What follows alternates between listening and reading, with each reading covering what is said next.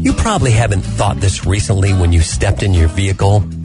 Something like, this is a giant piece of lethal machinery. When you try to multitask, think about all the things you're doing. You're checking blind spots, you're hitting blinkers, you're adjusting the radio in this giant piece of lethal machinery. Nah, you don't think that way. Until you get out of the driver's seat and make way for your 15-year-old. And then, Dina, then you start thinking... You start thinking about it real hard. This is a giant piece of machinery. So learner's permit, right? Learner's permit. So he can't get in the car without you in the car. Yes, yeah. So, but he's all about it. He's very eager to go out and drive, which is awesome, and he's done a really good job so far. But it's almost on a nightly basis now. He's like, Dad, you want to go driving? To which we respond, oh yeah, no, sure, just a minute. You go back into the corner and you say, Lord and Savior Jesus Christ. But let me put our bubble suits on. Yeah, right. He's doing well. He started with Jane.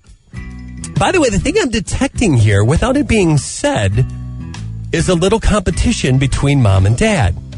Okay. Because he went out with Jane now. You know, you're trying to be calm. Like, that's my goal in this whole process, is to not overreact to anything. Because everyone has a story of their parents freaking out, right? Yep. Did that happen to you? Yes. What, Mom or Dad? Which one? My dad. And I forget, how did that go? He would get just so upset with me, and I would be so nervous. And then I would start crying, and they had to get That's right. Yeah, I had to do the whole driving tutor thing because my parents wouldn't get in the car with me anymore. So did your dad ever step back in the vehicle with you after that, or was it until you got your license? Until I got my license, and he still sees it like this, that like I would swerve to avoid a dog, and he would like yell at me, and he still thinks that he was in the right, and I still think he was just freaking me out and not helping me. Gotcha. Well, Jane took him out first, and it was just around the neighborhood, so he was just getting used to it, and she comes back all proud. He's like, you did really well. You know, we went around the neighborhood, stop signs in a few places, not a ton of traffic. I'm like, oh, okay.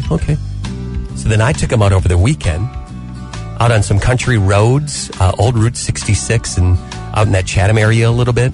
Mm-hmm. And he got up to 55, which was really weird. Can I just tell you that? But we got back to the house, and I said to Jane, I'm like, hey, all right, kid's up to 55. He was doing pretty well. He was veering over a little outside of the lines on the right side, but he's getting there. And she's like, oh, yeah, okay.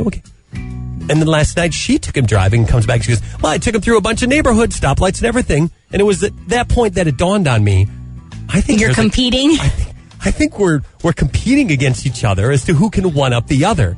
But what's the competition? Like, what would it be called?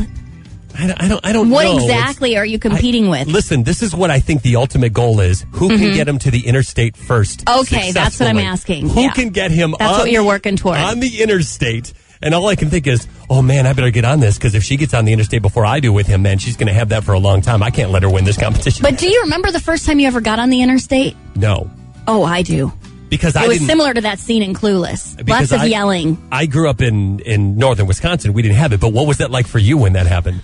I was with my friends, and I was driving, and merging onto the highway, we were all yelling, and I was like, I am going faster! And this is like the scene from Clueless. That's what I mean. It really, I remember it. To this day, it is seared into my brain, because I was like, I don't know if I can do this. So wait, you were doing it intentionally, right? Doing what intentionally? You wanted to get on the interstate. Yes. Okay, so how... Yes, but you gotta, you gotta have the first time getting on there sometime. How long were you on the interstate for? Do you remember?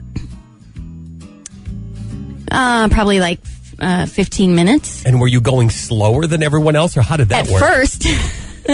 At first, I think I was. I'm sorry, I'm just then my visualizing friends were yelling you at me. and just four girls in a car. I know. Ah!